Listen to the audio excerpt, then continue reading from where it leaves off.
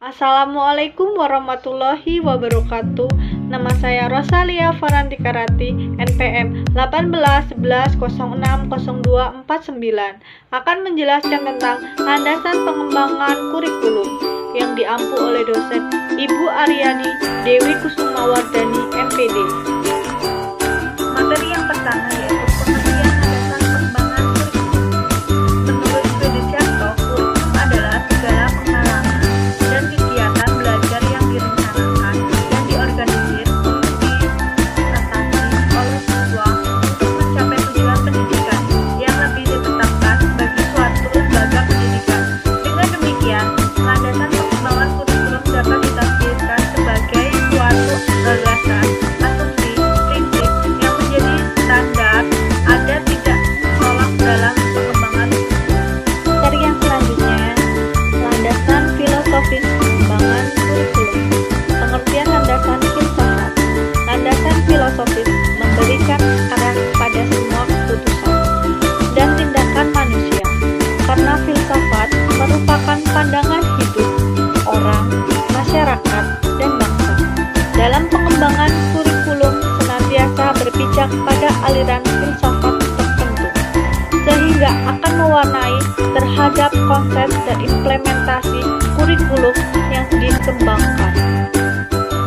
Ada juga manfaat filsafat pendidikan. Yang pertama, filsafat pendidikan dapat menentukan arah akan dibawa kemana anak-anak melalui pendidikan sekolah. Yang kedua, dengan adanya tujuan pendidikan yang diwarnai oleh filsafat yang dianut, kita mendapat gambaran yang jelas tentang hasil yang harus dicapai. Yang ketiga, filsafat dan tujuan pendidikan memberikan kesatuan yang bulat kepada segala usaha pendidikan. Yang keempat, tujuan pendidikan memungkinkan si pendidik memiliki usahanya hingga memaknakan tujuan tercapai. Yang kelima, tujuan pendidikan memberikan motivasi, dorongan bagi kegiatan-kegiatan pendidikan. Aliran dan filsafat pendidikan itu dibagi menjadi tiga. Yang pertama yaitu idealisme, yang kedua realisme, dan yang ketiga pragmatisme.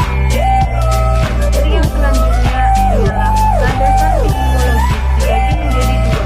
Yang pertama, perkembangan peserta didik dan kurikulum. Perkembangan anak adalah hasil dari pengaruh lingkungan anak, dianggap sebagai kertas putih, di mana orang-orang di sekelilingnya dapat bebas menulis kertas tersebut. Pandangan ini bertentangan dengan pandangan di atas, di mana justru aspek-aspek di luar anak atau lingkungannya lebih mempengaruhi perkembangan anak menjadi individu yang lebih dewasa.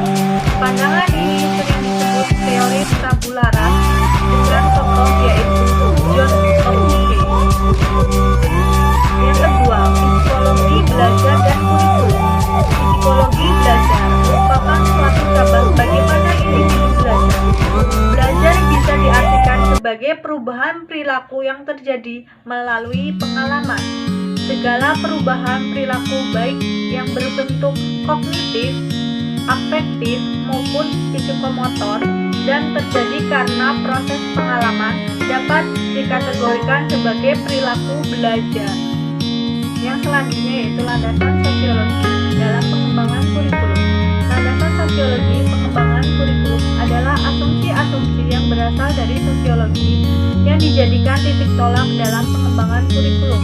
Pengembangan kurikulum harus mengacu pada landasan sosiologis dikarenakan anak-anak yang berasal dari masyarakat mendapatkan pendidikan baik formal, informal, maupun non-formal dalam lingkungan masyarakat dan diarahkan agar mampu terjun dalam kehidupan bermasyarakat. Selanjutnya yaitu ada masyarakat dan kurikulum. Penerapan teori, prinsip-prinsip, hukum, dan konsep-konsep yang terdapat dalam semua ilmu pengetahuan yang ada dalam kurikulum harus disesuaikan dengan kondisi sosial budaya masyarakat setempat, sehingga hasil belajar yang dicapai oleh siswa lebih bermakna dalam kehidupan. Ada juga dengan kebudayaan dan kurikulum. Kebudayaan dapat diartikan sebagai keseluruhan ide atau gagasan, cita-cita, pengetahuan, kepercayaan, cara berpikir, kesenian, dan nilai yang telah disepakati oleh masyarakat. Selanjutnya yaitu landasan iptek dalam pengembangan kurikulum. Kemajuan ilmu pengetahuan dan teknologi membawa manusia pada masa yang berbeda dengan masa sebelumnya, bahkan masa yang tidak pernah dibayangkan di masa lalu. Munculnya hasil-hasil teknologi seperti hasil teknologi transportasi yang bukan hanya menyebabkan manusia menjelajahi dunia, bahkan hingga luar angkasa. Demikian juga kemajuan dalam teknologi informasi dan komunikasi yang memungkinkan manusia untuk mengetahui informasi dari berbagai belahan dunia dalam waktu singkat. Namun demikian, kemajuan tersebut tidak hanya memunculkan dampak positif, bersama dengan itu muncul pula berbagai dampak negatif kemajuan teknologi yang sering membuat cemas. Selanjutnya yaitu landasan yuridis, adalah landasan hukum atau landasan undang-undang yang dijadikan tempat berpijak atau dasar dalam pengembangan kurikulum tersebut. Selanjutnya yaitu landasan konseptual. Landasan konseptual adalah landasan yang identik dengan asumsi, yaitu suatu gagasan, kepercayaan, prinsip, pendapat, atau pernyataan yang sudah dianggap benar yang dijadikan titik tolak dalam rangka berpikir atau dalam bertindak. Pengembangan kurikulum di sebuah dapat dipandang sebagai suatu modal perencanaan kurikulum mikro. Hal ini menggunakan landasan-landasan konseptual seperti halnya yang digunakan dalam penyusunan kurikulum makro. Secara umum, konsep yang berhubungan dengan pengembangan kurikulum dapat detail. Sekaitan dengan hal ini, kita berpegang pada suatu konsep.